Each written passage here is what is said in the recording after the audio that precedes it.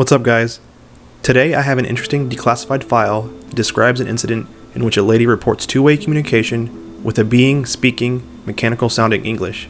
This does sound fishy if you ask me, but then again, it was important enough for the CIA to classify the file until now. I bring these to you not to prove anything, but to bring up consistent odd occurrences that definitely point to weird things going on with the government and UFOs.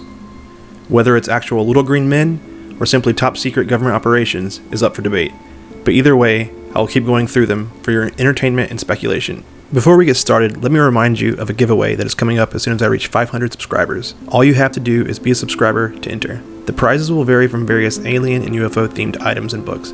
I may even throw in a gift card or two. Alright, enough of that. Let's get into the file. We start off near the top of the file. It lists a section called Class of Phenomena. It says Possible ESP, Observer to Source, Conventional Radio, Source to Observer. I find this curious because this is the only section that mentions ESP. It doesn't mention that she is quoted as to saying anything related to ESP. Maybe this is nothing, but it is also a bit odd to me. Where did ESP come from as the assumption of what is happening in this situation? We start off on June 25th, 1966. A weird communication came through over the radio. A 22-year-old lady named Miriam Ovaskainen experienced 2 hours of continuous beeping coming from her portable transistor radio. The document goes into extreme detail describing the model and specs of the radio. For example, take a look at the snippet of the radio description. If it's a bit difficult to read, it describes a portable transistor radio made in Japan. It is the TR-107 10 transistor York model with a slide rule dial. It was imported by the New York Transistor Corp. After seeing all the detail they go into for the radio, I personally feel this is an extreme amount of detail and concern over a lady reporting communication with a mechanical voice. They also go through the trouble of personally testing the device for 48 hours to verify its condition. If you ask me, this is overkill unless this is some form of extreme customer service that is offered in the 60s by the CIA. There are two witnesses to the strange communication that are listed as well. Two ladies by the names of Karen Kovac and another lady we will call Annalisa, since I can't read her last name. If anybody can make out the last name, please let me know in the comments. Miss Kovac was present and verified the strange beeping, but was not present for the spoken message. Unfortunately, it does not specify what Miss Annalisa was able to witness. Can we assume she was a witness of the entire event since nothing was listed? If she did not witness anything, she wouldn't have been listed in the first place, right? The exact details of the incident are then described. Miriam, the observer, and two of her female companions that I just described were vacationing in Europe. Everyone in the car was listening to the transistor radio when suddenly all stations were blocked out by a consistent beeping sound. This interference occurred for around 2 hours, regardless of vehicle location or channel.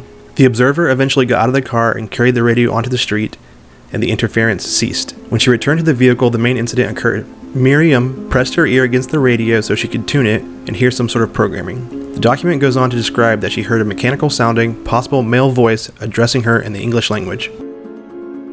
Understandably, Miriam was surprised and had formulated questions in her head about what could be happening. Very curiously, the voice responded to her through the radio.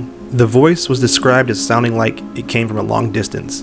It was difficult to make out what was said at times. The signal could be increased by tuning the radio. No other programs could be found during the broadcast of this mechanical voice. Miriam continued to have a conversation with the voice for around 15 minutes until it suddenly stopped and normal programming resumed. As the CIA agent gathered more information from her, it gets a bit more creepy. He inquires about specifics of the conversation, and while Miriam is very reluctant, she finally divulges a bit of information. She explains some of the things that the unknown source said. For example, it asked, "Where are you?" It also said unsettling things like, "You have a great understanding of people. The universe is sloping, is bent over. There is no hell. Hell is here on this plane." Obviously, this is very unsettling, but also a bit odd because why would some being or alien refer to hell, a location related to a human religion? Still, it is very curious that CIA took this so seriously. The document ends with a description of the attitude of the observer. The agent asked Miriam if the incident caused her any discomfort, and she told him, "None at all. In fact, I'm very happy to see that someone is really investigating this sort of thing. I want to help in any way possible." It goes on to say she was very cooperative and volunteered her radio over for examination. She also agreed to undergo additional interrogation. I wanted to note here, this is another instance that shows a bit of excessive interest in this whole situation by the CIA. They literally took her radio and examined it for 48 hours, as well as requested additional interrogation of her under more controlled conditions. This is very interesting if you ask me.